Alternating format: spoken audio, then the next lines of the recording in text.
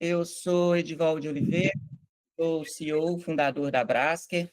A Brasker é uma empresa que já tem mais de 20 anos no mercado. Nós iniciamos nossa trajetória na área de contabilidade e, no decorrer da jornada, nós acabamos entrando em outras áreas porque fez sentido aí para o... Vou pedir a gentileza de o pessoal aí fechar o microfone para a gente para evitar, né, alguns ruídos, mas se quiserem falar, pessoal, ó, aqui é um bate-papo, essa é a proposta, né, do Brasker Talks, então podem levantar a mão aí e compartilhar aí com a gente, que isso enriquece, fiquem à vontade. Então, assim, como eu estava dizendo, a Brasker é uma empresa que já tem mais de 20 anos no mercado, nós acabamos entrando em outras áreas, né, para ajudar, né, os nossos clientes, então, à medida que a gente vai observando que o que os nossos clientes estão precisando, a gente vai entregando soluções aí que façam, né, sentido, né, para as empresas. Então, a gente acabou entrando na área de tecnologia, nós criamos uma empresa à parte, há 8 anos atrás, de tecnologia, começamos a desenvolver sistema, automação de processos, e depois acabamos novamente incorporando essa empresa na Braskem, porque não fez sentido a gente tê-la separado e nem vender sistema. Fez mais sentido a gente continuar focando em entregar melhores soluções que a gente faz, então por isso que a gente hoje está tudo incorporado dentro da Braskem, que é as nossas tecnologias. E aí a gente percebeu que também que não basta a gente entregar tecnologia, não falta sistema para os nossos clientes, porque já tem muitos sistemas no mercado, mas a gente percebeu que falta muito apoio, né, às empresas, muita ajuda, principalmente na área financeira, processos, então a gente entrou nessa área também.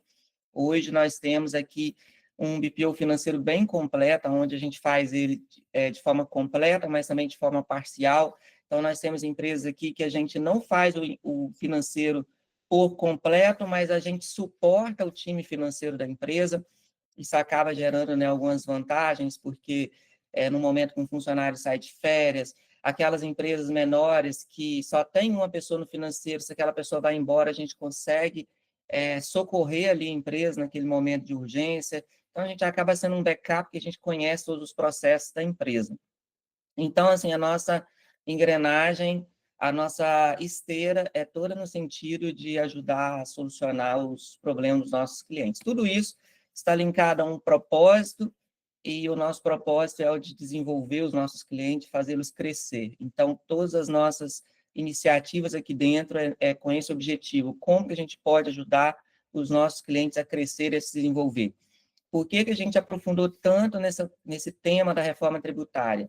É porque, na nossa visão, quando a gente entendeu, quando saiu a emenda constitucional, lá em 2023, que a gente viu que ia impactar muitas empresas, que não era simplesmente a criação de novos impostos, era uma mudança radical, e que isso poderia impactar muito alguns dos nossos clientes, então a gente investiu, começamos a estudar isso, mergulhamos,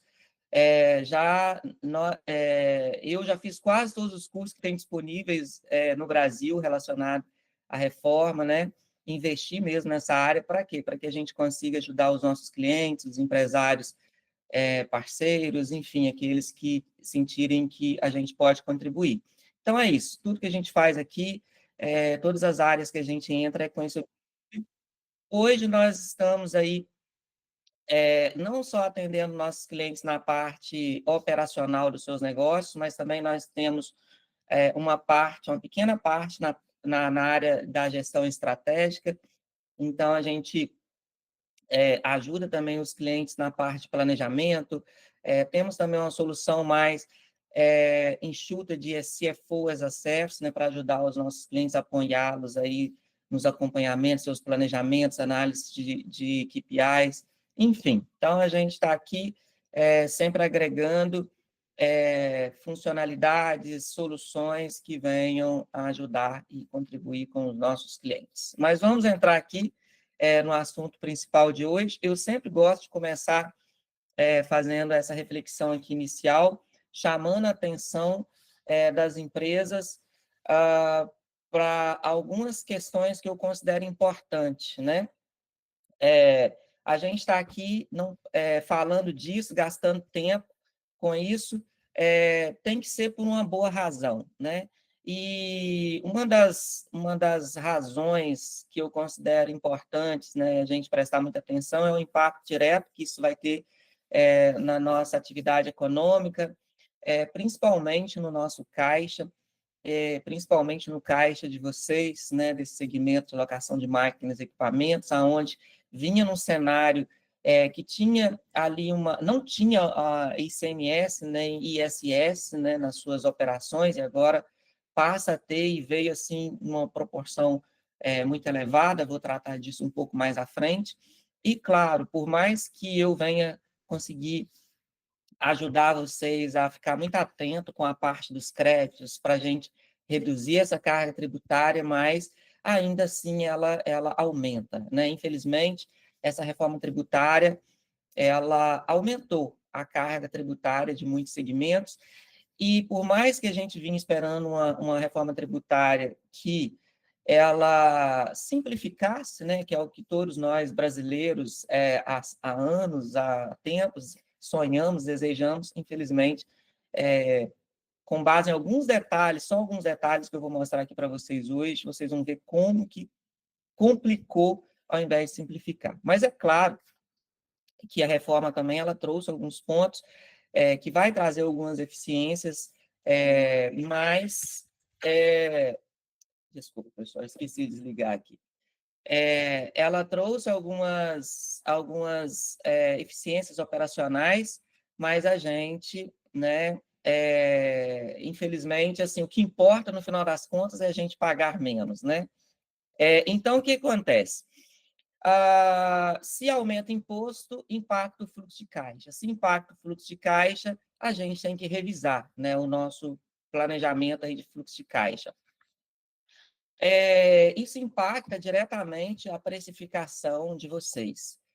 Hoje, assim, no curso, a gente vai trabalhar melhor essa questão, mas hoje eu vou dar, assim, uma ideia para vocês de uma direção, né, de como vocês trabalhar isso na precificação. Não é simplesmente ir lá no modelo de precificação de vocês hoje colocar uma alíquota. Então, e se eu esquecer de entrar nesse assunto no decorrer, depois, no final, vocês me perguntem.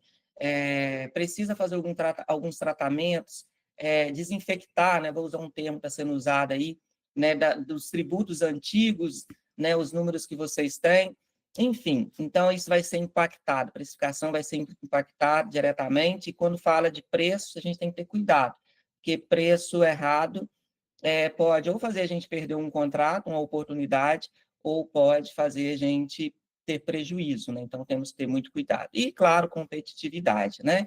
À medida que a gente muda a regra do jogo, se a gente não tem pleno conhecimento dessa regra do jogo, é claro que a gente acaba perdendo a competitividade. E um outro ponto que eu quero chamar a atenção novamente dos senhores é a questão do prazo curto. Porque, assim, eu tenho conversado com muitos empresários, muitos especialistas, né? Eu também tenho buscado aprender, todos nós estamos aprendendo. É um tema difícil de esgotar. E, assim, muitos chegam para mim e falam assim, não, está muito cedo, vou esperar mais um pouco, e mais, os impactos serão somente em 2027, né? De fato, os impactos no bolso, gente, vai ser a partir de 2027. Mas, só para vocês terem ideia, por exemplo, no caso de locação de máquinas e equipamentos que antes não era obrigado a emitir documento fiscal, a partir de agora vai ser obrigado a emitir documento fiscal. E a partir de janeiro de 2026, essa obrigação ela já inicia. Então, é uma mudança relevante para vocês, porque tem que verificar o sistema que vocês utilizam estão se preparando, até porque, só para vocês terem ideia, nem está ainda definido qual é o documento fiscal que vai ser utilizado para as locações. Então, a gente sabe que está obrigado a ter um documento fiscal, mas é muito provável que vai ser a NFSE, que é a Nota Fiscal de Serviço Eletrônica. É muito provável, é isso que eu tenho escutado aí, né, nos ambientes que eu estou frequentando e que eu estou me atualizando. Então já é importante ficar atento e já ver, opa, o que uma empresa que emite nota fiscal de serviço vai ter que cumprir, quais são os campos obrigatórios. E isso já tá definido, quais são os campos obrigatórios, quais são os códigos de serviços, né? Isso já tá tudo definido. Inclusive, possivelmente, um dos nossos próximos Brasker Talks, se a gente conseguir fazer um por semana, a gente vai tentar, né, fazer um Brasker Talks por semana, porque são muitos conteúdos, então a gente quer estar compartilhando mais com vocês. Mas o próximo Brasker Talks, possivelmente, a gente vai falar de emissão de nota fiscal, porque, olha, ficou muito complexo. Como agora os impostos, né, vão ser direcionados para cada município, estado, né, de uma forma assim, com um recolhimento compartilhado, né, no IBS entre estados e municípios, você tem que dizer na nota fiscal para onde está indo aquela mercadoria, se vai ser, aonde vai ser entregue, onde foi disponibilizado. Então, tem vários campos que são necessários para definir aí o imposto vai para onde. Esse imposto ele vai para qual estado, esse imposto vai para qual município. Então, e outra, como a apuração ela vai ser feita pelo fisco, né? Então, o que acontece? Tudo isso envolve muitas configurações de sistema. Tudo isso envolve coisas que nem estão prontas em muitas situações, em muitos casos aí que a gente está analisando, acompanhando alguns clientes, os sistemas nem estão prontos ainda. Então, por isso que eu considero o prazo curto, só justificando aqui por que a gente não tem até 2027, né, de prazo, né? E, claro, um ponto de atenção é a complexidade, porque se fosse algo que você fosse lá e fizesse um pequeno ajuste, uma pequena mudança e está ali funcionando, mas não é bem assim. São muitas regras, muitas vírgulas e muitas coisas que ainda estão indefinidas, muitas regulamentações que estão por vir. É por isso que, quando nós criamos o nosso curso, a gente criou também uma masterclass mensal, para todo mês atualizar quem fizer o curso com a gente, porque, olha, mudança vai continuar saindo todo mês, então a gente precisa ir entendendo disso. Então, esses são os pontos de atenção que eu fiz questão, assim, achei que era relevante estar aqui compartilhando com vocês hoje. Bom, a reforma tributária, só explicando aqui de onde isso veio, né? Primeiro, que é a maior mudança aí em décadas, né? E ela foi aprovada lá na Emenda Constitucional 132 de 2023, ali trouxe a base. Se vocês pegarem, e assim, eu recomendo a vocês incentivarem, principalmente as áreas do financeiro, as áreas do fiscal de vocês. Claro, tem uma parte que o pessoal de compras também, o pessoal do jurídico tem que estar antenado, mas, assim, peguem e leiam. É muita coisa, mas ali tem muito detalhe. No curso a gente vai tentar passar melhor isso, mas também sem deixar de focar naquilo que é estratégico, na parte da implementação, na parte prática. Mas, assim, não tem jeito. A gente tem que ir lá e ler, entender, porque tem coisas que vai ser aplicada para a sua empresa e que não vai ser aplicada para outra por causa de um comportamento seu que é diferente. É o mesmo segmento, mas é um comportamento ali diferente na operação, então pode influenciar. Então, essa emenda constitucional, ela trouxe ali a base, aí veio a Lei Complementar 214 com a regulamentação, e ali já trouxe mais detalhes, e agora a gente espera outras leis complementares para tratar de temas que ainda estão ainda indefinidos, né?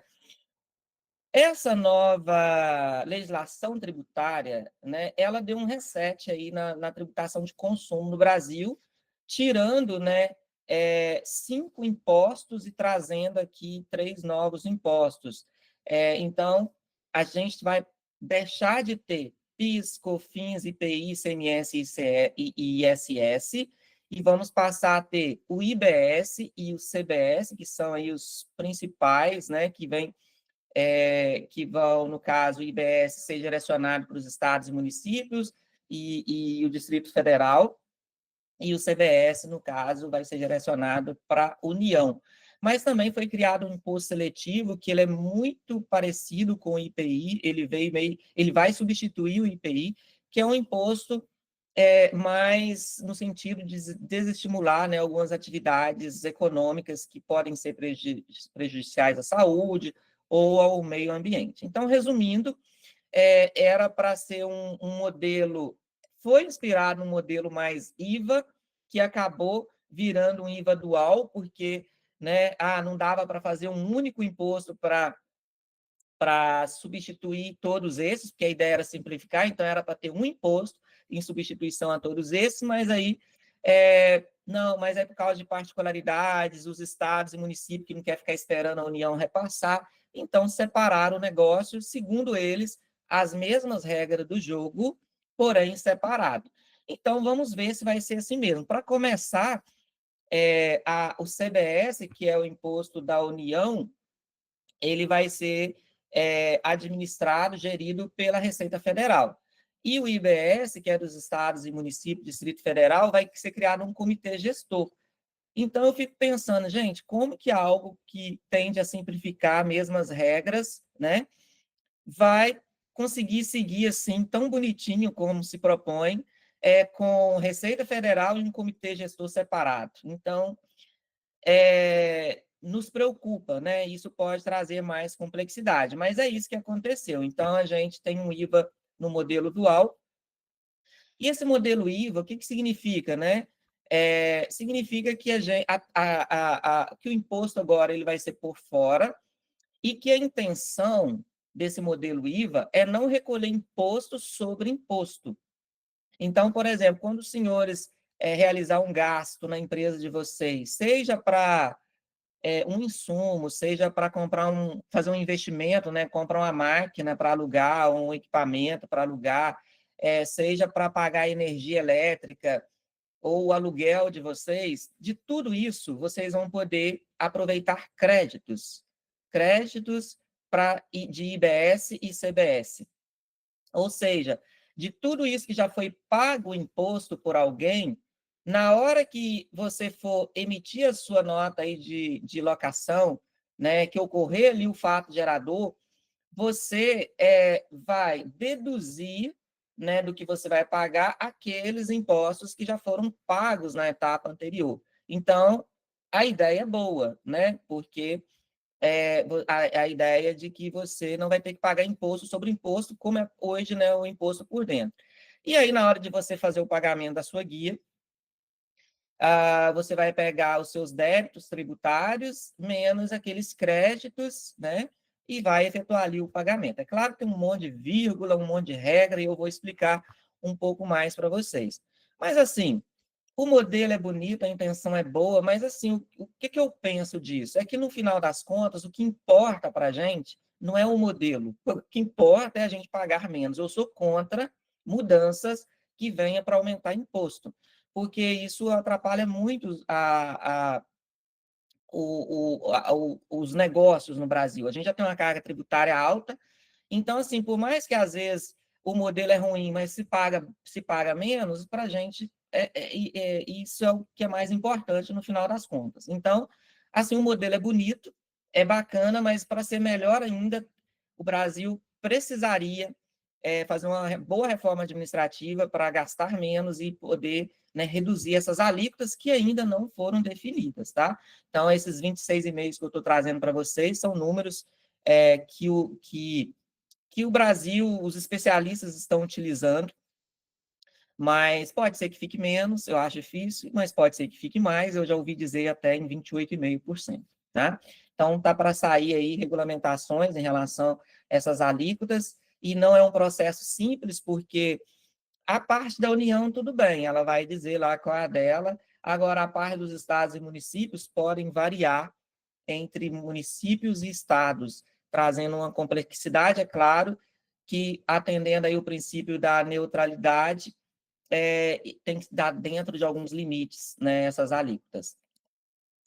Trouxe também para vocês aqui uma imagem sobre o processo de transição, de novo, eu dei uma aumentada da última apresentação, mas ainda assim, aqui na apresentação ela ficou pequena. Vou olhar aqui na minha lateral para eu conseguir ler para vocês melhor. Mas vamos lá.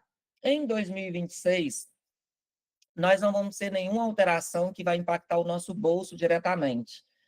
Vamos ter aí um início de cálculo do IBS e CBS. Então, pensa, por mais que a gente vai ter que pagar ali 1% de IBS e CBS, e para algumas situações vai haver dispensa desse pagamento, mas a apuração ela vai ter que acontecer, né? Então, para uma apuração acontecer, a gente tem que cumprir o processo, né? E aí, por isso que a gente tem que se preparar para isso. Mas em 2026, é mais um teste, é um exercício, é para a gente exercitar o modelo. Já a partir de 2027, aí sim já começa uma mudança de maior impacto, porque em 2027 a gente já tem a extinção do PIS e da COFINS. Então, em 2027, o CBS já passa a valer, né, para as empresas, e o PIS e COFINS já é extinto. Em 2029 é onde a gente vai ter os maiores impactos, porque aí, né, a gente tem uma segunda fase dessa reforma, aonde também vai incluir o IBS, começando uma substituição gradativa dos impostos de ISS e ICMS. Então, vai haver uma redução gradativa no ICMS. Então, 2029 vai reduzir para 90%, 2030 para 80%, até extinguir em 2033, enquanto que o IBS começa na mesma proporção ao contrário, recolhendo 10%, 20% em 2030, até 2033 está recolhendo 100%, e aí sim ser extinto o ICMS e o ISS. Então, vamos ter uma jornada longa aí de mudanças, e muitas mudanças novas, porque esse pessoal, eu acredito, vai continuar mexendo nessas coisas, ajustando, né? Então, a gente vai ter que ficar atento aí nos próximos anos em relação a essas mudanças. Como eu já disse, o objetivo disso tudo está embasado no princípio da neutralidade. Então, a emenda constitucional trouxe, né, esse direcionamento para que estados e municípios não tenham mais como ficar criando incentivos fiscais, benefícios fiscais, para que a tributação não influencie a escolha de vocês por um determinado estado ou município. Então, essa é a intenção, né, um dos princípios dessa reforma. Por exemplo, nós estamos aqui, a Braskem está no estado, que é o Espírito Santo, muito conhecido aqui, né? Muito não, mas já conhecido por vários outros estados brasileiros, de que aqui tem muito benefício fiscal, e é verdade. Então, a gente tem aqui muitas empresas que vêm de outros estados, fazem algumas operações por aqui, porque é um estado que tem incentivos interessantes para as empresas, mas todos esses incentivos e que estão relacionados ali com a parte do imposto sobre consumo, eles vão acabar. Então, estão com data aí contada, né, para terminar, e por isso que estados como o nosso aqui, como o do Espírito Santo, tem que fazer um esforço muito grande em ser estratégico para as empresas, em ser viável, mesmo não tendo mais uma condição tributária. Então, agora, a forma que os governos de estados e municípios terão para incentivar empresas a estarem nos seus estados, estão se discutindo, vai continuar a ter, mas talvez vai ser mais num formato de um investimento público nas empresas, né? Então, em algum modelo que venha assim, o órgão público ir lá incentivar diretamente, mas não mexendo na carga tributária, porque isso não vai ser possível. Bom, local da operação. Esse tópico vai trazer muitas dúvidas, muitos pontos, por exemplo, né?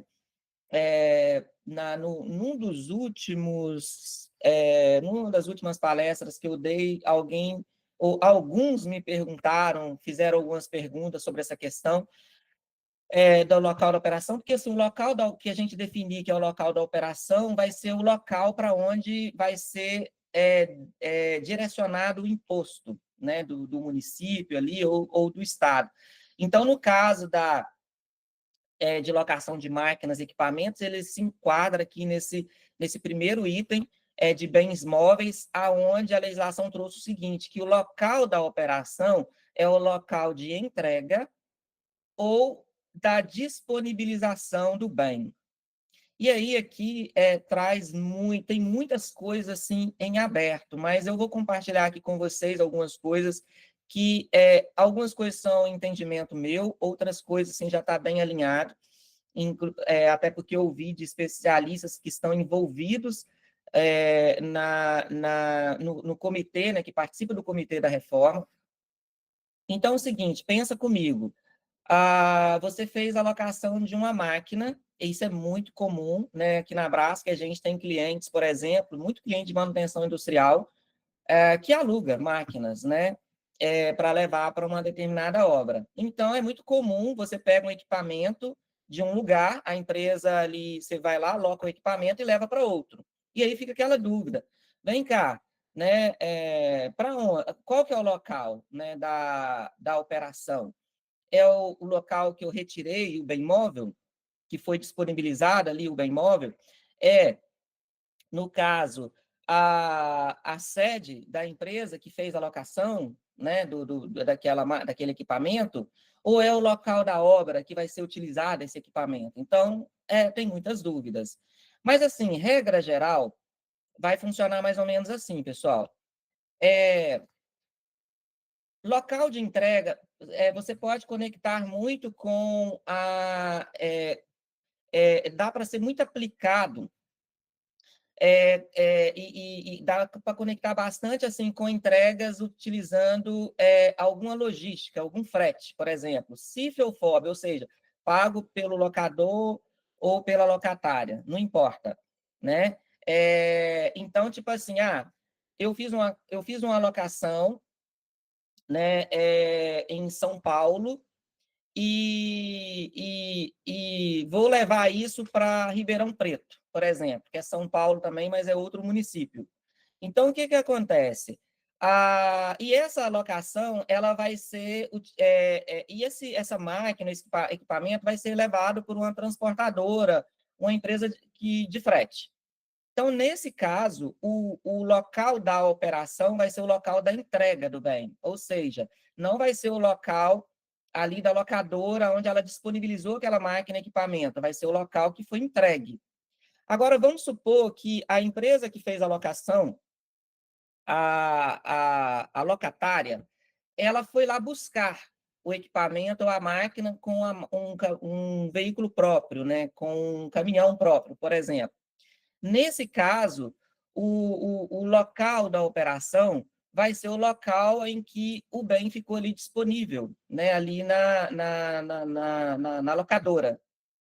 E aí, claro, aí entra outros cenários de triangulação, né, que eu não vou entrar aqui, vou deixar para entrar mais nessa parte, concurso, porque a gente tem que desenhar melhor isso, tem que detalhar melhor isso para vocês, mas tem alguns pontos nisso que vai gerar muita polêmica, mas a gente espera que venham regulamentações mais claras definindo isso. Mas a disponibilização é essa, é o fato de você já estar contratado ali o bem, a alocação dele, você já deixou separado e o seu cliente falou assim, olha, pode deixar aí, já está faturado, às vezes o cliente já até pagou, mas ele não buscou, mas ele vai lá buscar. O fato, o local da operação já está, vai ser ali o local que disponibilizou aquele bem, e o fato gerador já aconteceu naquele momento, porque você já disponibilizou e ele vai depois, no dia que ele puder, ir lá buscar aquele bem. Mas eu tenho vários exemplos aqui que geram uma boa polêmica, mas a intenção aqui não é entrar em polêmicas, porque senão a gente não consegue passar bem pelo tema. E aí a legislação, ela trouxe, né, e aí, quem vai ser contribuinte desse imposto, né? Quem vai estar obrigado que tipo de empresa, né, vai ser obrigada a ser contribuinte disso? E por que as empresas de locação de máquinas, equipamentos entraram nessa? É porque enquadra num dos tópicos lá que contribuinte é quem fornece, é um fornecedor que atua de forma econômica, habitual, profissional, ou seja, bem amplo. Então, qualquer um que fornece aí para fins econômicos é agora um contribuinte de IBS e CBS. Então, não tem mais aquela separação, é um serviço, é um produto que eu estou vendendo, é um bem que... Não tem essa, não tem essa diferenciação. Se eu sou um fornecedor atuando em algo de forma econômica, habitual, profissional, eu tenho que recolher aí, eu sou contribuinte do IBS, do CBS. As importações também de bens e serviços, então, se os senhores importar uma máquina de fora, isso é muito comum, tá? Algumas empresas fazer compras de maquinários de fora para alugar. No momento que essa máquina chegar, vai ter que recolher o IBS e CBS dela, e claro, né, você vai se creditar disso, e isso vai gerar um crédito depois na saída disso, né? Então, as importações, elas vão gerar também, vão ter que recolher IBS e CBS, e no caso das exportações, não, tá? Então, se você está alugando uma máquina para fora do Brasil, não vai ter que fazer, não vai ter que recolher IBS nem CBS, mas poderá aproveitar todos os créditos anteriores, né? A compra dessa máquina, tudo, você vai poder aproveitar esse crédito e ainda pedir ressarcimento se o seu perfil de negócio for mais para exportação. E aqui, sobre a questão do momento, do fato gerador, isso é muito importante, porque, assim, essa reforma, gente, ela veio pró-fisco, tá? Ela veio muito, assim, para ajudar o fisco a arrecadar mais. Isso é nítido, é claro. Então, a regra geral agora, primeiro, eu vou falar um pouco mais à frente. Crédito, você só pode aproveitar daquele crédito que o seu fornecedor efetuou o pagamento dele, do imposto dele. Se não pagou, já era. Você não pode aproveitar crédito daquilo enquanto o seu fornecedor não pagar aquele imposto. É claro que você também pode pagar esse imposto ao fornecedor, eu vou tentar explicar isso mais à frente, mas a questão é o seguinte, que também na hora que você fizer a alocação, né, da sua máquina ou do seu equipamento, se por acaso o seu cliente efetuar uma antecipação para você, tipo assim, olha, reserva essa máquina para mim, eu vou precisar dela só no mês que vem, mas eu preciso que você reserva ela para mim. Aí você vai lá e cobra um percentual. Pronto, naquele momento ali já tem que recolher IBS e CBS. Então, assim, é no pagamento que você já tem que já ocorre ali o fato gerador, já tem que recolher o imposto. Então, isso muda um pouquinho a dinâmica, né, do que a gente tem hoje, porque hoje o imposto ele ocorre na hora que, né, você presta o serviço, na hora que você ele entrega o bem, emite ali o documento fiscal. Porém, no caso de você fez uma negociação e houve uma antecipação, naquele momento, sobre aquele valor, né, que você recebeu, já tem que recolher o IBS e o CBS. Sim, Cristian? Edivaldo, Sim, tudo bem? tudo ótimo. Prazer de novo. Igualmente, obrigado por ter participado aqui mais uma vez com a gente. Prazer. Uma dúvida aqui que eu estou um pouco confuso na reforma ainda é o regime competência ou caixa.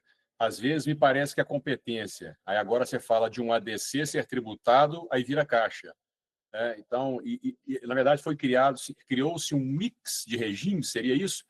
Ora é competência, ora é caixa, ele tem um comportamento duplo? Realmente confunde, Cristiano.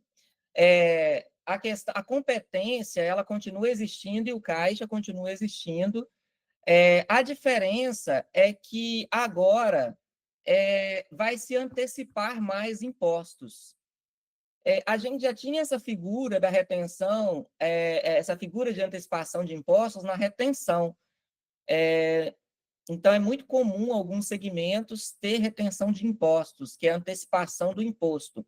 Agora, com essa reforma, é isso que aconteceu, né? Então, assim, a competência, ela vai continuar sendo o momento que você efetuar ali a entrega ou a disponibilização.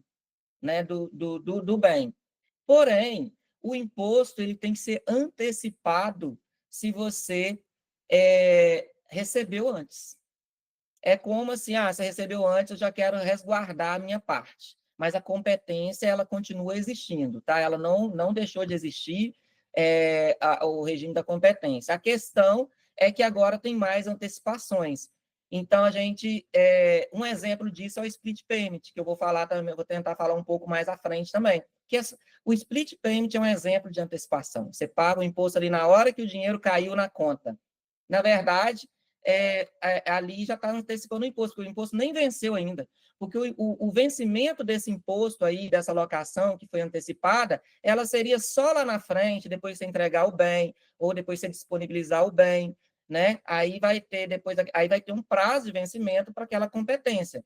Só que o pagamento, né, o fato gerador desse tributo, ele já vai ocorrer na hora que você receber essa antecipação. Ele comporta como uma default. É isso aí. Exatamente. Valeu. Beleza, então, aqui, se o pagamento, a regra geral é alocar o fato gerador é na entrega ou na disponibilização do bem, eu já comentei sobre isso na etapa anterior. Mas, se o pagamento antecipado acontecer primeiro, o fato gerador já acontece aqui. Um outro ponto que eu tenho assim, sempre selecionado para trazer nas minhas apresentações, essa questão da responsabilidade solidária, são vários tópicos que a lei traz, eu trouxe aqui somente aqueles que eu sinto que vai impactar mais aí o segmento de vocês, que dois deles, que são, se você adquirir algum bem ou serviço ou qualquer coisa, até o aluguel do seu negócio, sem documento fiscal, você passa a ser um responsável solidário por esse imposto.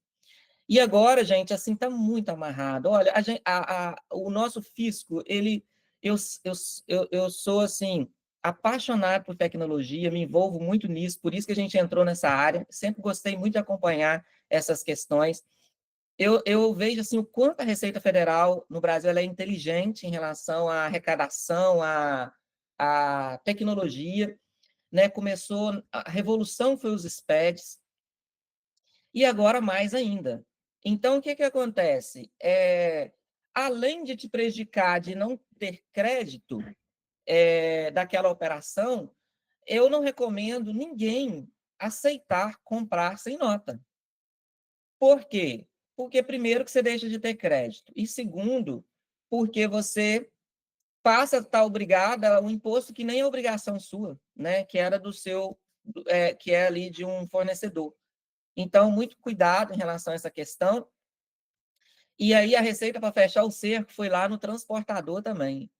E colocou regra para ele: se você aceitar transportar uma máquina, um equipamento, qualquer coisa, fazer uma entrega sem documento fiscal, você também passa a ser responsável. Se eu descobrir, você tem que efetuar esse pagamento. Então, ela trouxe aí responsabilidades, ou seja, está transferindo aí para nós, gente, o trabalho de fiscalizar, infelizmente. A Receita, a reforma nesse novo modelo, ela inovou também em formas de você poder quitar os tributos. Então, hoje, por exemplo, a gente tem, né, o pagamento da guia, como é que acontece aí o modelo normal, né? Acontece o seu mês, você vai emitindo as suas notas, fazendo os seus recibos de locação e tudo mais.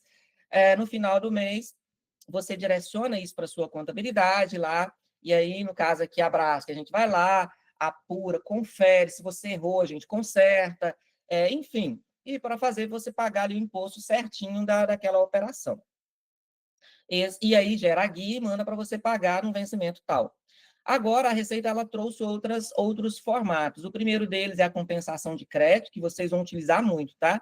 Porque pensa comigo, o negócio de vocês tem algo que vai gerar muito crédito, que é a aquisição de máquinas e equipamentos, né? Então, você vai lá, comprou uma máquina, sei lá, de 500 mil, de 100 mil que seja, já tem ali um bom crédito IBS e CBS para você utilizar depois Aí, tipo assim, chegou na hora de pagar seu imposto. Você tem um crédito, comprou uma máquina de 100, gerou um crédito, por exemplo, 26 mil. Chegou na hora de pagar o imposto, você já vai utilizar, já vai compensar com esse crédito que você já tem ali. E a vantagem agora é que, assim, hoje, a gente até pode, nas aquisições de máquinas, equipamentos para alocação, aproveitar créditos para PIS e COFINS. Só que, né, vocês sabem que não pode aproveitar tudo de imediato, tem que ser parcelado. Você pode até fazer lá uma depreciação acelerada, mas 48 vezes. Agora não, agora o crédito já fica ali disponível de imediato, né, para você utilizar. E ainda você tem a opção de pedir ressarcimento desse crédito, se você desejar, né? Aí você não precisa compensar. Se está sobrando, você pode ir lá e pedir ressarcimento desse crédito. Então, é uma forma diferente. O pagamento é pelo contribuinte, que é aquele que a gente já tem hoje. O recolhimento pelo adquirente, aqui é uma inovação, porque é o seguinte, um ponto que eu vou bater muito com vocês no curso é o seguinte, eu estou falando muito do curso, gente, porque muitos dos que estão aqui vão participar de um curso comigo na semana que vem, né? Eu fiz um curso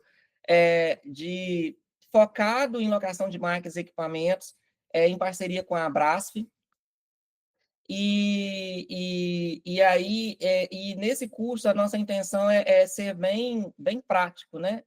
Nessa implementação, principalmente focando aí os próximos passos que a gente tem que fazer para organizar isso. Mas voltando aqui, o recolhimento pelo adquirente, isso é uma inovação pelo seguinte, porque agora você pode ir lá e pagar o imposto do seu fornecedor, né? Você, por exemplo, se você for lá e fizer uma compra de um fornecedor, um valor relevante, vamos pegar aqui, comprou uma máquina de 500 mil, mas, poxa, um bom preço, só que você vai lá olhar, ver que, poxa, o cara ou tá sem certidões, enfim, não te passou segurança, você ficou com receio de que ele não vai pagar o imposto, então o que você pode fazer?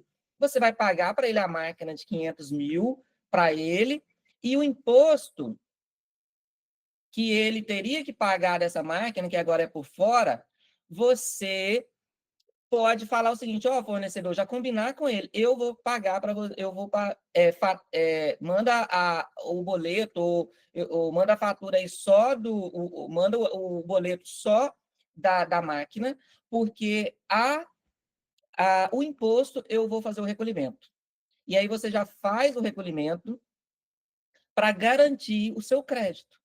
Porque se você vai lá, paga os 500 da máquina, mais o imposto da máquina para o fornecedor, e o fornecedor não repassa esses 500 para a Receita, você não pode aproveitar esse crédito enquanto o seu fornecedor não efetuar o pagamento. Outra coisa importante, o seu fornecedor, ele tem um prazo para pagar o imposto, concorda? Por causa da competência, que agora há pouco o Cristiano até fez uma pergunta. Então, o seu fornecedor vendeu a máquina para você, e aí, mas às vezes combinou ali uma condição a prazo, né, de pagamento. E aí, o que acontece? O seu fornecedor vai ter um prazo para o mês seguinte, por exemplo, efetuar o pagamento. Então, ou seja, só quando o seu fornecedor fizer o pagamento daquele imposto que aquilo vai virar um crédito para você. Então, você pode ajudar a ter um impacto positivo aí no seu caixa se você combina, não, fornecedor, eu já vou ter que, ao invés de pagar isso para você, que vai repassar isso para o governo só no mês que vem, já quero pagar logo para o governo, que aí já vira crédito aqui, e isso já ajuda meu caixa, já vai ficar disponível para abater. Tá vendo a estratégia? Então, assim, tem muitos pontos. Então, tem coisa aqui que, já que o cenário, assim, está aumentando imposto, a gente tem que aproveitar os benefícios, né? E isso é um deles, tá? O pagamento pelo responsável, né? Então, toda vez que a Receita, por exemplo, toda vez que a Receita acionar alguém por uma responsabilidade solidária, por exemplo, esse responsável tem que ir lá e pagar. Então, é desse responsável que eu estou falando, tá? E mais uma nova, inovadora, que todo mundo está falando, que é o split payment, que é a tendência, tá, gente? Assim, a ideia é que, é claro que isso ainda não vai ser implementado de imediato, porque isso vai ser desenvolvido ainda Alguns falam que até já está em desenvolvimento, mas é algo que tem que ser desenvolvida, essa tecnologia para fazer isso. Mas, resumindo, o split payment, de uma forma muito simples, é o seguinte, é a divisão de pagamento ali, naquele ato. Então, todo pagamento que for feito por esses meios de pagamento eletrônico, o split payment se propõe é o seguinte, a parte do fisco vai para o fisco e a sua parte vai para você, né? E aí, o que acontece? Com o split payment rodando, todo mundo vai antecipar imposto. Essa é a verdade, né? Então, é uma inovação pró-fisco e que, de certa forma, impacta muito o nosso fluxo de caixa. E eu vou explicar o porquê. A gente tem muitos clientes aqui que trabalham utilizando no seu fluxo de caixa o imposto do governo, porque o imposto, às vezes, vai vencer no mês que vem, e o seu cliente ele demora para pagar, principalmente se for um cliente grande. E, às vezes, você até dá uma atrasadinha no imposto, né? E aí você consegue fechar ali o seu fluxo de caixa sem, às vezes, pegar um dinheiro emprestado com o banco. Nesse modelo, isso impacta diretamente, porque você perde essa oportunidade, você não tem mais a opção de falar assim, vou atrasar. Não tem essa opção. Então, é uma inovação pró-fisco que vai mudar muito o comportamento aí, né, que vai mudar muito o comportamento aí das empresas. Bom, pessoal, vou passar aqui para o próximo tópico. Cada um desses tópicos teria muito a comentar. São muitos itens, muitos detalhes. Quem participou aqui da outra vez, né? Eu estou tentando substituir aqui algumas coisas que eu falei da outra vez, compartilhar coisas diferentes para gerar valor para todos vocês que estão aqui. Mas eu quero passar os pontos que eu considero importantes aqui, sem delongar muito. Um outro ponto, né, que vai impactar o segmento de vocês é o documento fiscal eletrônico, como eu já disse, que vai ser obrigado também para vocês, que não sabemos ainda qual vai ser o modelo exato, mas que eu acredito que vai ser a NFSE, que é a Nota Fiscal de Serviço Eletrônica. E uma informação que eu quero reforçar é o seguinte, o documento fiscal agora, gente, ele tem um caráter declaratório confessionário. Sabe quando você vai lá fazer uma negociação de dívida, que você confessa uma dívida, você fala, eu estou confessando que é minha mesmo, é isso mesmo, tá certo, é isso? É isso. Agora o documento fiscal passa a ter esse caráter. É por isso que nós não podemos errar na emissão do documento fiscal. E é por isso que a gente quer, nos próximos Brasker Talks, tentar trazer em um deles esse tema, mas para focar só nisso, para a gente dar dicas para vocês, direcionar pontos de novidades nessa área, porque, assim, mas a gente não já emite, as empresas não já emitem nota fiscal hoje? Sim, mas agora vai ter um monte de campos, os relacionamentos desses campos são diferentes. E, pior, muitos sistemas ainda não têm os campos, ainda não estão preparados, então a gente precisa começar a entender sobre isso, porque esse é um ponto que vai impactar muito. E aí, o que acontece? Vira o ano, você vai tentar emitir uma nota que você está precisando urgente, um valor que você precisa faturar para receber, e aí não consegue, começa a dar aquele monte de erro. Pensa no cenário, né? Então, e o seu cliente do lado de lá não vai te pagar. Por quê? Porque ele também precisa, ele ainda não vai estar aproveitando crédito de IBS e CBS, mas ele já vai estar cumprindo a obrigação de ter documento fiscal idôneo nas transações. Se ele não pega, ele já vai estar sujeito a isso. A gente não sabe o quanto o fisco vai flexibilizar ou vai exigir, talvez, a gente não sabe, assim, o quanto ele vai facilitar nesse processo inicial, naquilo que a gente pecar. A gente não sabe, mas o que a gente sabe é o seguinte, o fisco precisa arrecadar e eu acho que ele vai utilizar o que ele tem direito, né, para conseguir arrecadar. Então, é melhor a gente, né, se preparar. E aqui eu trouxe a nova lógica, né, da apuração, por quê? Porque o documento fiscal eletrônico agora, ele é o coração da apuração do tributo. No documento fiscal agora, ele tem todas as informações que são necessárias para a Receita calcular o seu imposto. Então, a gente vai passar a ter agora uma nova lógica, aonde a apuração ela vai ser assistida, e o melhor exemplo que eu consigo dar para exemplificar o que é uma apuração assistida é o exemplo da nossa declaração de imposto de renda da pessoa física, que a Receita agora já está entregando, né, quase completamente preenchida. E a diferença única é que, no caso da empresa, eu não posso optar por não utilizar a apuração assistida, eu sou obrigado a utilizar a apuração assistida. E no caso da declaração de imposto de renda da pessoa física, eu tenho opção, eu posso escolher, não, eu não vou usar da Receita, eu vou fazer a minha mesmo, do zero, ou vou importar do ano anterior, é opcional. Agora, no caso da empresa, não. À medida que a Receita for conseguindo criar a apuração assistida para segmentos ou para portes de empresa, você tem que utilizar essa apuração assistida. Então, você vai pegar ali a sua apuração do mês, de tudo que foi débito e crédito, com o seu imposto a pagar. Se aí entra a parte nossa, né, da contabilidade com a empresa, a parceria aí da contabilidade com a empresa, onde a gente vai analisar essa apuração, conferir, porque eu não acho que ela vai vir 100% redondinha, certinha, e aí a gente tem que ir lá conferir. Se tiver erros na apuração da Receita, itens que, segundo a legislação, ela não considerou, a gente vai ter que ir lá e fazer esses ajustes. Feitos os ajustes, está tudo certinho, aí a gente pode recolher, vai estar liberado para recolher a guia daquilo que deu a pagar, ou se ocorrer, como acontece na nossa pessoa física, da gente ter pago a mais, a gente pode solicitar o ressarcimento do que a gente pagou a mais. Então, essa é a nova lógica, a nova dinâmica das apurações. Não vai ser mais esse modelo que a gente tem atualmente. E, mudando aqui de assunto, eu gosto de trazer sempre essa parte aqui da receita presumida, que é algo novo também, que a reforma trouxe, e muito pró-fisco, muito no sentido, né, de corrigir aqueles pontos vulneráveis que permitia muitas empresas sonegar.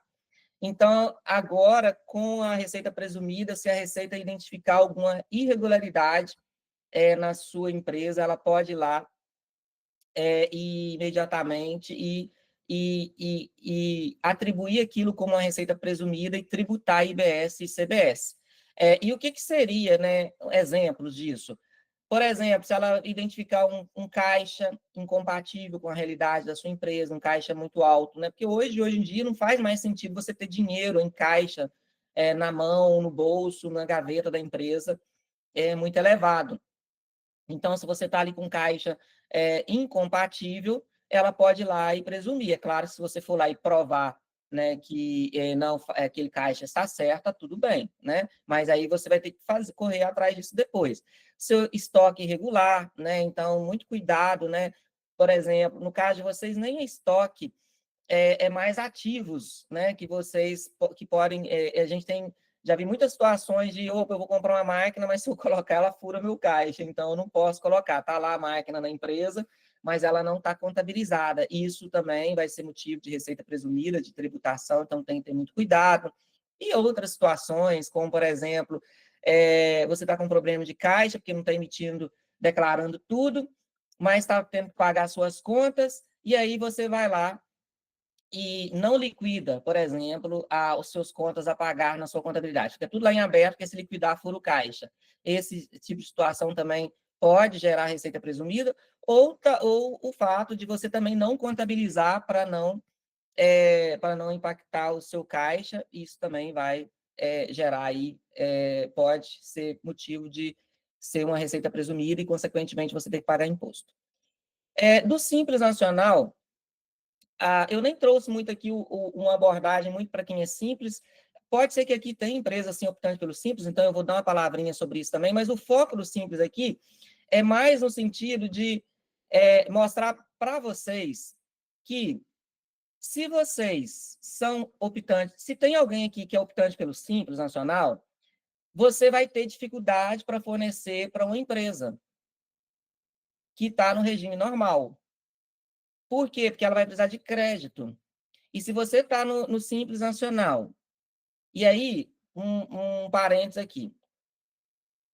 Quem está no Simples Nacional também pode optar pelo regime de apuração pelo IBS-CBS. Então, eu posso ser uma empresa no Simples Nacional, aproveitando os benefícios da parte de imposto de renda, da parte de contribuição social, ali a parte trabalhista, eu posso, né? Vamos ver como é que vai sair as regras, para ver se vai viabilizar mesmo, mas eu posso continuar no Simples, e ao invés de apurar a parte do IBS e CBS por dentro do Simples, para ter essa alíquota que a gente tem mais ou menos hoje, eu posso optar por apurar por fora. Se eu fizer dessa forma, aí está tudo bem. Quem comprar de mim vai ter crédito normal. Mas se for uma empresa no Simples, da mesma forma que é hoje, na mesma linha que é hoje, por dentro, aí vai ter dificuldade. Quem é empresa não vai querer adquirir de você, porque você não vai gerar crédito para ela. Então, aqui vale para os dois lados aí. Quem está comprando de optante pelo Simples, ter esse cuidado. Olhar melhor, entender quem é esse fornecedor, para que você não compre de empresa optante pelo Simples, que apura por dentro. Por quê? Porque senão você não vai aproveitar crédito. E se você não aproveitar crédito, a sua carga tributária ela vai continuar muito alta. Já disse que o Simples Nacional tem possibilidade de apurar pelo regime regular, ou seja, por fora, e ele dá direito a crédito imediato na aquisição, né, de bens de capital no regime normal. Beleza. Agora, para quem é lucro presumido e lucro real. Assim, hoje, uma empresa de lucro real no Brasil, ela já vai ter menos dificuldade de lidar com a reforma. Por quê? Porque uma empresa no lucro real hoje, ela já é muito organizada, seu financeiro, seus processos. Eu tenho falado muito, assim, nas minhas palestras, o seguinte, olha, essa reforma tributária, ela não é só sobre a área fiscal da empresa, ela é muito sobre, principalmente, a área financeira, porque a área financeira que vai vincular documento fiscal com o pagamento, o recebimento, né, aquela conciliação, é a área financeira que vai fazer os registros de todos esses fatos, né, para depois isso aparecer corretamente na contabilidade e você conseguir comprovar esses créditos que você está utilizando.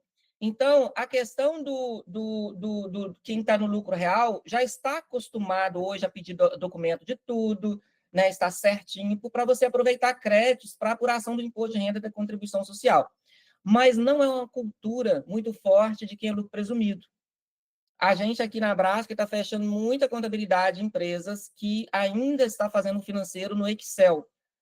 O Excel é ótimo, gente. Eu gosto mais do Excel, uso demais Excel, mas num sistema é muito difícil você. Sem um sistema é muito difícil você operacionalizar isso tudo, né?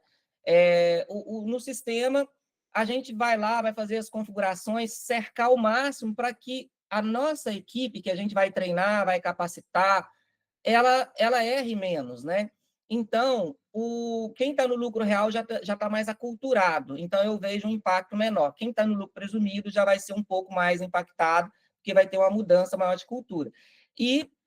E assim, a desorganização e o não cuidado vai impactar direto no bolso. Por quê? Porque vai deixar de aproveitar. Pensa, você vai lá e faz uma compra errada, ou não pega documento fiscal. O que vai acontecer? Você vai perder crédito, né? É claro que eu estou usando uma alíquota de 26,5% aí, mas tem regras, porque tem os regimes especiais, né, onde essa alíquota ela vai ser reduzida, então seu crédito vai ser menor, mas enfim, você está perdendo crédito, tá? E aí eu trouxe aqui uma comparação para quem é lucro presumido, que é mais fácil de fazer, tá, gente? O lucro real tem que fazer mais conta, então é mais difícil de fazer, mas no lucro presumido, só para mostrar para vocês, hoje uma empresa que está aí fazendo locação de máquinas e equipamentos, ela está pagando aí 11,33, mais ou menos, por cento do seu faturamento, né, ali. Por quê? Porque ela não paga ISS, né, e nem ICMS. Eu não nem coloquei aqui porque ela não paga. O que ela paga hoje é esses 4 impostos: imposto de renda, contribuição social, PIS e COFINS. IBS, CBS, não tem hoje. Agora, nesse novo cenário, vai deixar de pagar PIS e COFINS, que dá 3,65%, mas olha só, vai aumentar aí 26,5%. a uma carga tributária de 34,18%. Ou seja, Edival, eu vou pagar tudo isso? Não, aí depende. Aí agora vem as estratégias, né, para você usar os créditos, né, e reduzir essa carga tributária. Então, é claro que a gente tem que reduzir isso aqui muito, né? Mas eu estou colocando aqui a carga tributária total, máxima. Sim, Cristiano? Fique à vontade. Edival, eu lembro que você falou nos Uhum. slides para trás aí que a definição da alíquota do IBS e CBS ainda está por acontecer em exercícios futuros, enfim, não existe essa alíquota definida. Quando Uhum. você fala em 26,5%, você está considerando qual parâmetro para chegar nesse percentual, sendo que essa alíquota ainda não foi definida? Eu estou considerando o parâmetro que o Comitê da Reforma utilizou junto porque, assim, esse comitê está lá, o Ministério da Economia, que está avaliando o seguinte, olha, se colocar 25,5%, a conta aqui não fecha. Se reduzir aqui, porque aí eles estão lá, por exemplo, definindo, e aí? Quais segmentos, né, a gente vai dar tratamento diferenciado? E já até deram. Então, tipo, por exemplo, se você pega aí a área de educação, por exemplo, vai ter uma redução nessa base de cálculo de 26,5%, vai ter uma redução de 60%. Então, ou seja, quando abaixa para uns, aumenta para outro. Aí faz essa conta toda, e fazendo essa conta toda, esse total recolhido não pode ser muito diferente do que o que paga, do que o que é recolhido hoje para o fisco, porque senão o governo não fecha as contas. Então, a matemática é mais ou menos por aí. E aí, qual o problema disso tudo? Que se estivesse fazendo a reforma para pagar só o que a gente já gastava hoje, tudo bem, mas o problema é que ocorreu muitos novos gastos ultimamente, e isso tudo está entrando nessa conta. Então, quando fica lá discutindo, e aí, a carne, ela vai ter redução, não vai ter redução? Como é que vai ser? Isso tudo, quanto mais reduz de um lado, faz aumentar a alíquota de outro para compensar. Então, essa alíquota de 26,5%, eu não criei ela, não veio da minha cabeça um chute. É a que eles lá estão utilizando. Não, Então, entendi. Para a conta fechar, a partir daí, né? fala-se a partir de 25,5%, e eu já ouvi dizer 28,5%. Pode chegar a 28,5%. Tá bom. Mas, assim, hoje as simulações, a maioria que está indo por esse caminho do meio, 26,5%. Tá bom? Tá, obrigado. Agora, pessoal, outra parte muito importante, podem ficar tranquilos que eu vou tentar não demorar muito. Nosso objetivo é finalizar até 10h20, para dar uns minutinhos aí para quem mais quiser fazer perguntas, e 10h30 no máximo finalizar um compromisso nosso, porque eu sei dos compromissos que vocês têm aí. Mas vamos lá.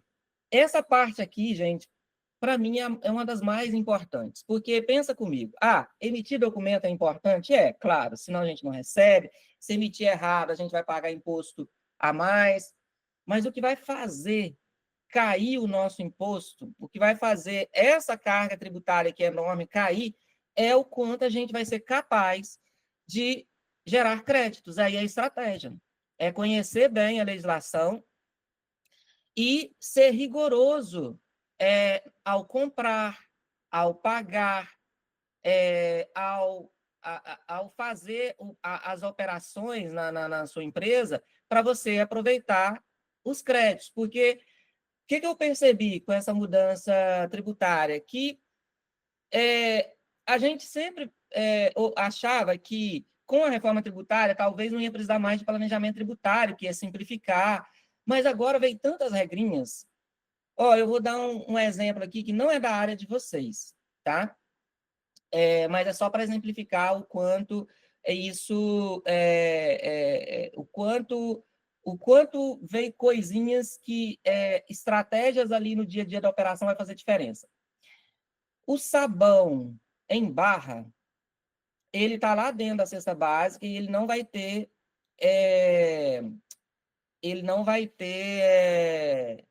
IBS e CBS. Porém, o sabão líquido, ele é sabão também, e ele vai ser tributável. E eles têm o mesmo código.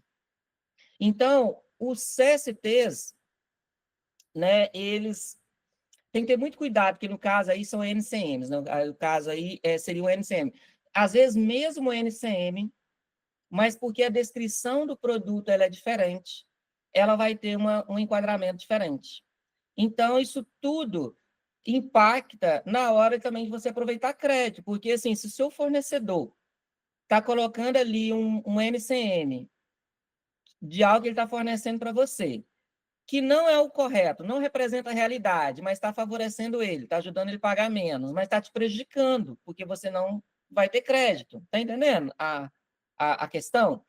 Então, é esse tipo de complexidade que, infelizmente, eu estou enxergando, né, com essas mudanças. E aí, essa parte aqui dos créditos é muito importante a gente estudar muito isso. E vai vir muita mudança em relação a essa questão. A gente tem que ficar... estudar, não tem jeito. Eu não consigo... gente, eu estudo muitas horas em relação a isso. Eu estudo muitas horas. Eu fico pensando nas empresas que... o funcionário já tem que fazer ali as suas atividades no dia a dia e ainda tem que aprender isso aqui. É difícil esgotar o assunto, entendeu? Até porque se você for lá só olhar pela lei, você fica um monte de dúvida, é um monte de coisa assim que dá margem para interpretações, aí você tem que pegar a opinião de alguém, tem que, enfim, é uma construção. Bom, muita atenção na hora de comprar de simples, já falei disso aqui, então vou pular. Isso aqui é importantíssimo, né? Eu acho que eu já falei, mas eu vou relembrar de novo. Olha só, gente, o crédito agora é só na extinção do débito, ou seja, traduzindo isso aqui, falando em português, você só pode aproveitar crédito na hora que o imposto lá, na hora que esse crédito que você aproveita é o imposto que o seu fornecedor é o imposto do seu fornecedor, mas ele só é crédito agora se o seu fornecedor pagou. Isso, por que eu estou destacando? Porque é diferente do nosso modelo atual. Hoje, basta você receber uma nota fiscal, ela ser uma nota fiscal idônea, ela ser uma nota fiscal, né, tá certinho, que você já pode ir lá e se creditar. Só que agora o novo modelo não. Não basta você ter o documento fiscal, o imposto dela tem que estar pago para você utilizar esse crédito. É por isso que eu sugeri vocês avaliar aquela possibilidade, talvez em algumas situações, você pagar o imposto do seu fornecedor, né? Para você evitar situações aí de pagar para o seu fornecedor vou pegar um exemplo aqui, tá? Aluguel. Você vai lá, paga para o seu pro locador, né, do seu imóvel, que está a sua empresa, paga lá o aluguel mais o imposto, paga tudo para ele e ele não repassa, um exemplo. É claro que aí não é um valor tão relevante, mas isso assim... E assim, você pode falar, não, Edvaldo, que eu vou pagar de todo mundo, né? Eu agora, tudo que eu comprar, eu vou pagar o imposto. Beleza, você pode combinar isso, em muitas situações vai ser possível você fazer isso, exceto aquelas, né, que passar por um meio de pagamento eletrônico e tal, que aí já vai ser o split payment. Mas pensa na complexidade que você traz para os seus processos financeiros. É mais um trabalho, é mais um custo para você. Então, não faz sentido fazer com todo mundo. Mas é um item aí para prestar atenção. As aquisições de máquinas e equipamentos de vocês vão ter crédito, já falei sobre isso, então nem vou agarrar muito aqui. Né? Então, quando vocês comprarem uma máquina, vai poder aproveitar crédito, vai ser imediato, vai ficar ali disponível para você esse crédito, não é igual é hoje, que você tem que esperar aí aproveitar esse crédito em parcelas, né? E aí tem algumas vedações de aproveitamento de crédito que é importante deixar claro, que é tipo assim, se você comprar coisas que a norma tratou de bens e serviços de uso ou consumo pessoal. Tipo, você foi lá, fez uma confraternização, comprou bebidas alcoólicas, comprou brindes, não vai poder aproveitar crédito disso. Você foi lá e está pagando aluguel ou pagando qualquer despesa de imóveis dos seus funcionários. Não pode, principalmente de sócios, tá? a empresa ela tem ali um veículo que é utilizado pelo sócio.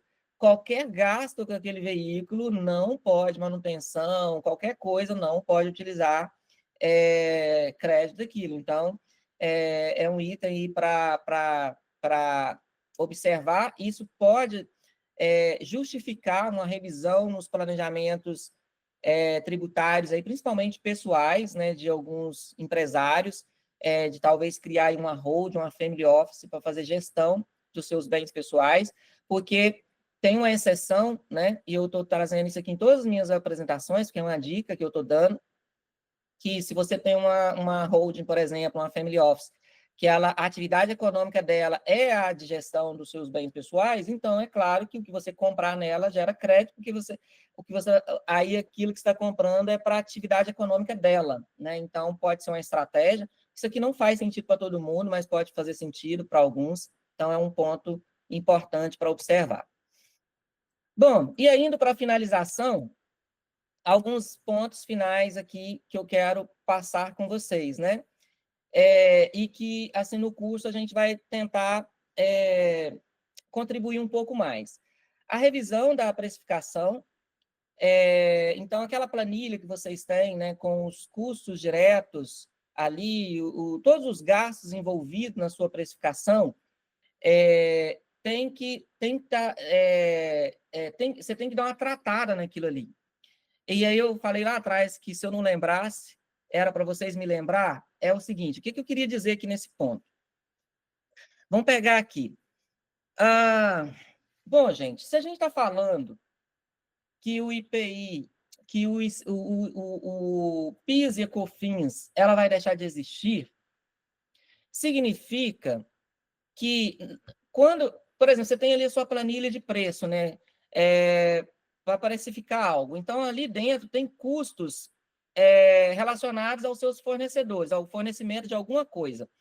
E aqueles preços que estão ali, aqueles custos, dentro deles tem PIS e COFINS. Então, se eles têm PIS e COFINS, se você não faz um tratamento aí, vai lá e aplica um crédito de 26,5% em cima desses custos que estão ali dentro da sua tabela de preço, o que vai acontecer? Você vai estar considerando uma estimativa de crédito maior do que o que de fato vai acontecer, porque, na verdade, com essa mudança, o que acontece? Aquele preço que está ali, aquele custo que está ali, é o custo com PIS e COFINS. Mas agora, nesse novo modelo, você tem que tirar, né? Você tem que tirar...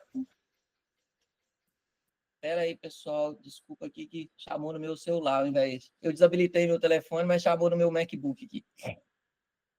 Então, o que acontece? Você tem que tirar desse preço, do custo ali dos seus fornecedores, o PIS e a COFINS. Consequentemente, então, vamos pegar aqui, vamos supor que dentro ali do seu preço tem R$ 1.000 de IPI.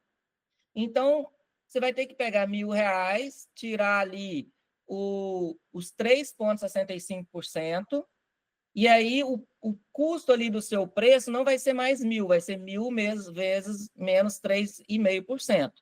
E aí, em cima desse valor que você chegou, que você vai aplicar os 26,5% para chegar no crédito. Então, o ponto aqui que eu estou querendo, a dica que eu estou querendo dar aqui é o seguinte: cuidado na hora de começar a fazer simulações e ir lá só na ponta do seu preço e tirar PIS e tirar PIS e COFINS e colocar IBS e CBS. Você tem que voltar na sua estrutura de custo, desinfectando ali todos os seus custos, tirando deles o PIS e o COFINS para você chegar aos créditos corretamente. E mais, outra dica.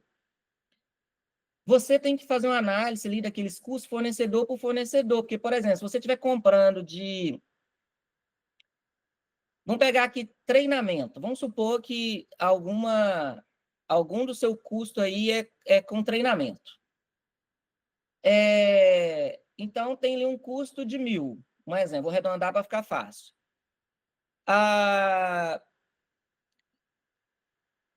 Quando você for considerar o crédito de treinamento, você não pode aplicar 26,5% em cima do valor total.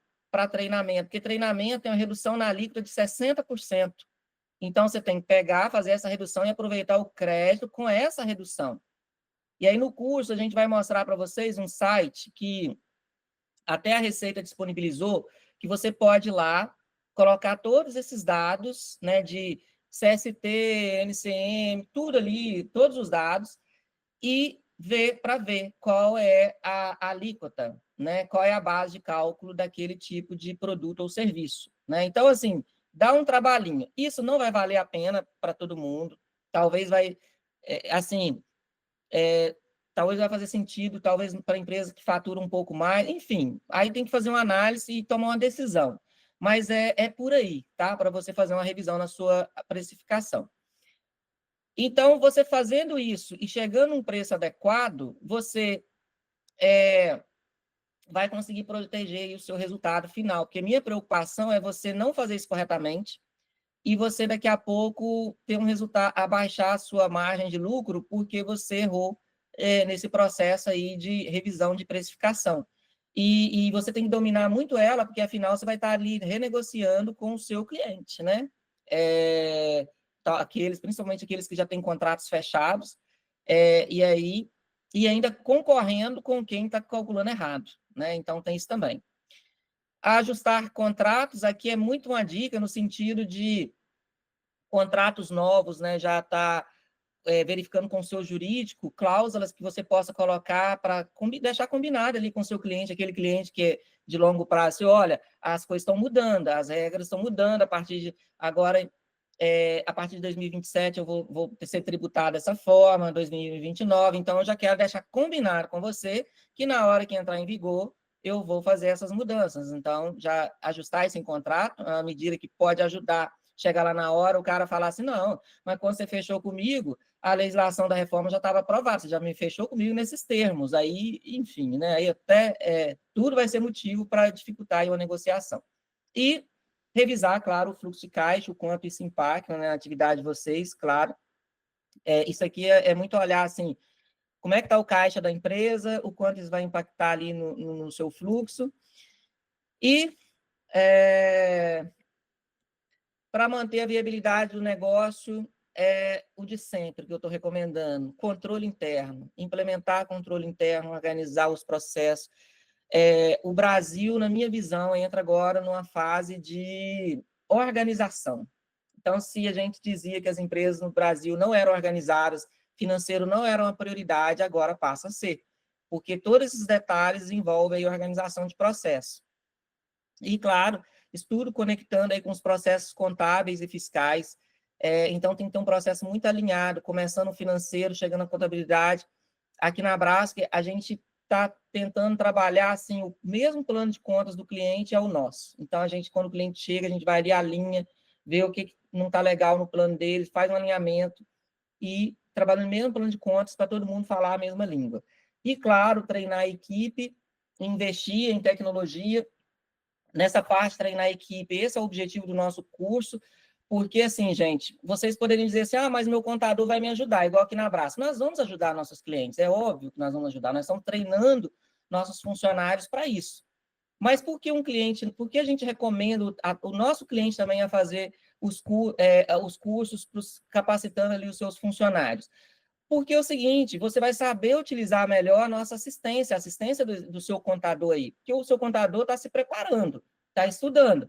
Mas para você conseguir conversar e ser mais eficiente ali na orientação, a sua equipe precisa ter uma base, ter um ponto de partida. E é isso que a gente quer fazer, a gente quer ajudar as empresas a ter essa base. E no nosso caso, a gente quer um foco muito no sentido de ajudar as empresas a ver formas de pagar menos, porque assim não adianta nada disso se não for para ajudar a gente a ter menos risco ou pagar menos, então tem que ser para isso, esse é o nosso foco. E um checklist aqui que eu deixo para vocês, mapear essas operações impactadas, né, identificar aí as áreas de vocês que vão ser mais afetadas, avaliar, né, o sistema de emissão de notas, ver o sistema, o RP de vocês, se já vai conseguir emitir as notas de vocês, se não, como é que está, enfim. E planejar esses ajustes, né? Tudo isso que você identificar, tudo isso que você mapeou, tudo isso que você identificou, meu sistema não tem isso, não está preparado para isso, tem que se virar ali um planejamento e delegar isso para a equipe de vocês. Falando, você vai ser responsável por acompanhar o sistema tal, que vai, de tanto em tanto dia, cobrar ele para ver como é que está o andamento disso. Você vai, tá entendendo? Então, tem que ter dono. Planejamento, você tem que ter prazo, tem que ter dono definido, senão se perde, né, para se organizar. Então, fechando, reforma, na minha visão, gente, na minha opinião, é desafio, muito desafio, mas também tem aqui oportunidades, é isso que a gente quer explorar. A preparação agora, ela vai evitar prejuízo no futuro, por quê? Porque você pode optar por deixar acontecer, e aconteceu, você vai lá e se prepara, muitos vão fazer assim, talvez a maioria dos empresários vão fazer assim, mas eu não recomendo, e eu vejo que o compliance, né, estar tudo redondinho, pode ser um diferencial competitivo aí para o seu negócio. Eu vou deixar esse QR Code aqui, para caso vocês queiram tirar uma foto, porque vocês já vão ser convidados para o nosso próximo Braskem Talks. Mas caso vocês tenham algum funcionário, ou algum colega, algum amigo empresário que vocês gostariam que vocês entendam, opa, isso aqui faz sentido, tira uma foto, manda para ele, porque ele preenchendo esse formulário aí, que vai ter ali o WhatsApp dele, eles vão ser convidados, assim como vocês foram convidados dessa vez. Então, e a gente quer aumentar aqui a nossa rede de relacionamentos, contribuir com mais e mais empresas, né? Então, tá aí. Se alguém não conseguiu tirar foto, depois pode pedir para a gente também, fica à vontade. E por último, pessoal, antes de abrir aqui para as perguntas de vocês, aqui eu quero divulgar um curso, né, que a gente abriu e que tem esse objetivo, né, justamente de capacitar esse segmento. Esse aqui, especificamente, que eu estou mostrando para vocês, é um curso que a gente formatou ele totalmente para locação de máquinas e equipamentos, por causa dessa parceria com a Brasf. Então, a maioria, vocês vão ver que a maioria dos que vão estar lá são empresas associadas à Brasf, mas eu estou aqui oportunizando, se tiver alguém mais interessado, é só bipar aí nesse QR Code, que você vai receber o programa e vai receber um contato de alguém da nossa equipe. E quem participar desse curso com a gente vai também incluir nele uma masterclass, onde mensalmente, a partir agora de outubro até julho do ano que vem, todo mês nós vamos reunir vocês para a gente atualizar vocês, trazer novidades. Então, tudo que tiver mudado no mês, né, coisa que está em destaque, a gente vai trazer e ir atualizando vocês, né, dessas mudanças, né, que vão continuar acontecendo, e também, assim, pontos que eu aprendi, opa, isso aqui está em alta, é uma polêmica, é algo que alguém fez uma escolha nessa linha. Então, vai ser um momento ali de manter a equipe de vocês atualizada, tá? Em relação a essa mudança, que ela é bem relevante. Aqui continua o QR Code, mas aqui um espaço aí para vocês, se vocês quiserem agora me fazer perguntas, tirar alguma dúvida, fiquem à vontade, pessoal.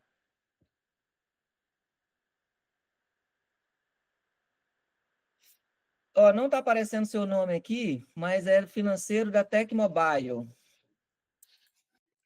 Oi, boa tarde, bom dia, meu nome é Diego. Oi, Diego. Só uma dúvida, sobre o crédito do IBS e do CBS, o crédito ele vale somente para nosso core business ou ele vale para tudo? Por exemplo, estou aqui divagando quando você foi falando o Talks. Vamos imaginar que eu comprei uma cadeira para o funcionário que quebrou. Esquece que a nota que a empresa emitiu é um simples nacional. Vamos imaginar que é uma empresa que é do lucro real, ou lucro presumido. Outro exemplo, material de limpeza. Eu comprei material de limpeza, um exemplo, no Carrefour, que é uma empresa grande. Essas compras, eles vão ser creditados ou é só o nosso core business, que é Não, máquinas e equipamentos? entendi. Tudo vai gerar crédito, tá? Então, as máquinas, o material de limpeza para a empresa, a mobília, A única coisa que a reforma trouxe como exceção é aquilo que ela entende como uso uso pessoal, né? Que eu até exemplifiquei ali algumas coisas. Eu anotei aqui. Por isso que eu Mas fiquei em assim, dúvida. Mas se é para empresa, dá para usar. isso. Depois você pode mandar uma mensagem que eu vejo qual é o artigo que está isso. Eu não lembro se vocês estão no curso com a gente, mas se Não, não não tiver, tô. você Mas pode me mandar, que eu mando, que aí você vai lá e lê todos os. legal. Você lê lá o artigo por inteiro, né?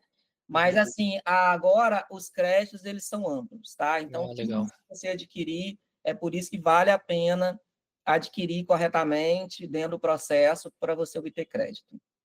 Legal. Tá bom, obrigado.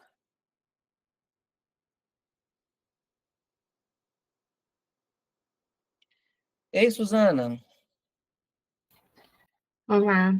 Bom, aqui nós somos uma locadora de equipamentos de audiovisual em São Paulo.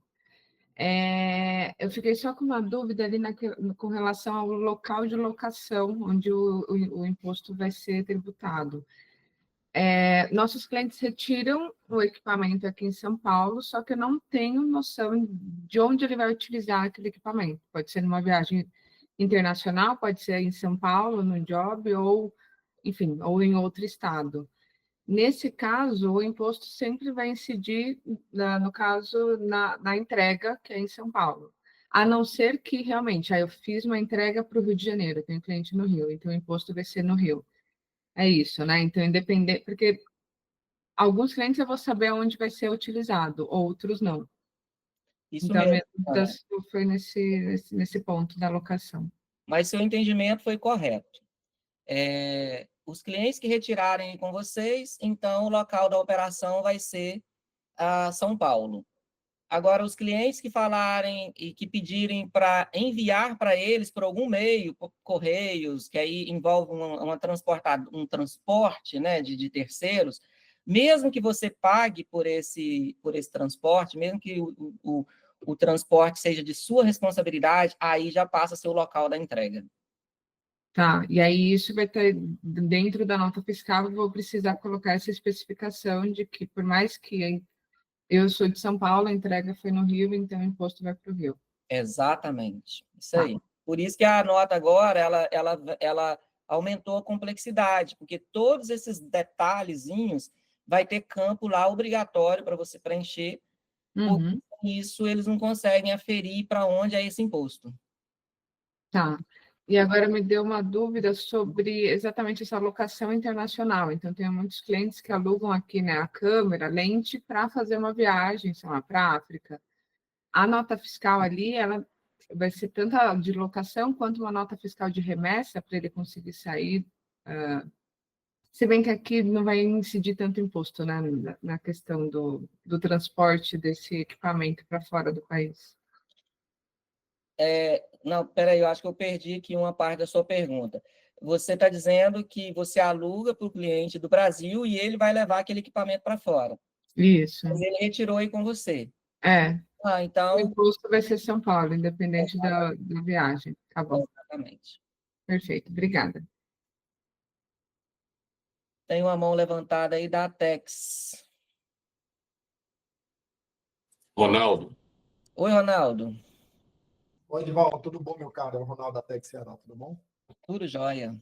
Meu caro, deixa eu pegar um gancho aqui da Suzana, que ela falou sobre a questão aí do recolhimento do imposto, né? Sobre o responsável do frete. Então, deixa eu citar um exemplo que acontece muito no nosso cotidiano aqui, tá?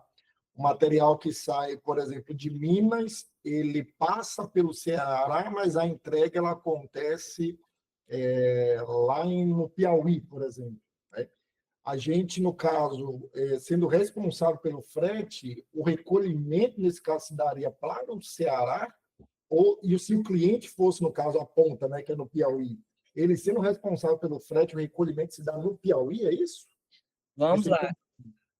Eu vou até anotar aqui, eu sei te responder essa. Estudei recentemente, é um tópico polêmico, tá?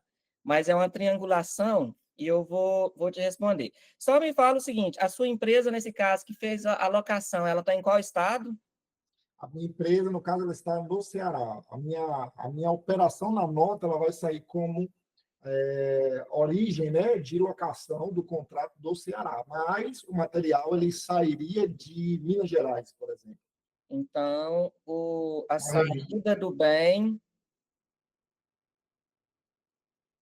Minas Gerais. E Isso. o local de entrega, No Piauí. Piauí. Então, vamos lá, Isso. Piauí. Vai ser a entrega. Anotei aqui para eu saber te explicar. Então, vamos lá. Essa saída do bem de Minas é da Atex também?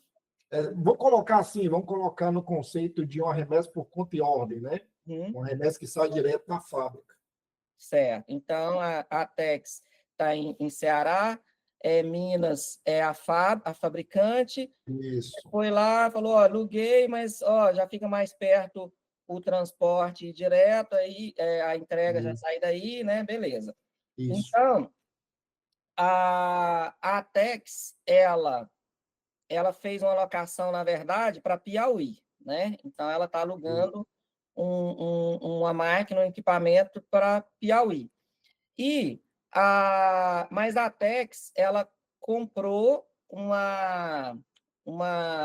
fez uma compra desse bem da empresa de Minas, né? Isso. Então, Correto. a empresa de Minas, ela vai enviar uma nota fiscal de venda desse bem para a Atex, né? Correto. Vai emitir uma nota de remessa, né, dessa entrega para Piauí, Isso. para cobertar ali, né, a aquisição. Beleza, então. E nós fazemos uma terceira nota, né, para poder validar a locação. Saindo do Ceará para Piauí. Sim, do Ceará para Piauí. Fiz a setinha aqui. Beleza. Então, vamos lá. Falando aqui de tributação. A fabricante, ela vai, na nota que ela emitir para vocês, no Ceará, o imposto aqui vai para o Ceará. Por quê? Porque a entrega aqui no Piauí, ela é só uma remessa para utilizar, mas está entregando para vocês mesmo, porque é uma locação, né? E no caso da sua locadora do Ceará, ela vai... Deixa eu ver aqui. Estou relembrando aqui o estudo que eu fiz essa semana em relação a essa questão. Isso aqui é um grande... Porque isso aqui não está definido ainda, tá? Esqueci seu nome. Sim. Ronaldo. Isso aqui vai sair ainda, a gente espera, né? Vai sair uma regulamentação. O que a gente está fazendo é discutir assim, o que tem de acontecer, tendo em vista essa questão, né, das definições de entrega e de disponibilização do bem. Então, no caso aqui, o imposto que vai ser gerado, né, para Piauí vai ser pela locação que você está fazendo da empresa do Ceará para Piauí. Então, é aqui que vai haver a destinação, né, do imposto, Piauí. Então, vai haver imposto destinado para Piauí, porque você está locando para lá, o bem foi entregue lá, e vai haver imposto para o Ceará, porque você comprou uma máquina com destino à sua locadora, que beleza, foi entregue em Piauí, mas ela não está, a titularidade dela, ela é para Ceará, então ela vai, o imposto de Minas vai, o imposto da venda da máquina e equipamento vai para o Ceará, e o imposto da locação vai para o Piauí. Entendi. E aí, deixa eu acrescentar só mais uma coisinha aqui para dificultar um pouquinho mais. O cliente do Piauí, ele, na verdade, tem um CNPJ estabelecido no Ceará, porém a obra ela é no Piauí. Então, ela ficaria somente a entrega para o Piauí. Manteria esse processo aí? Não, aí, por exemplo, mas só que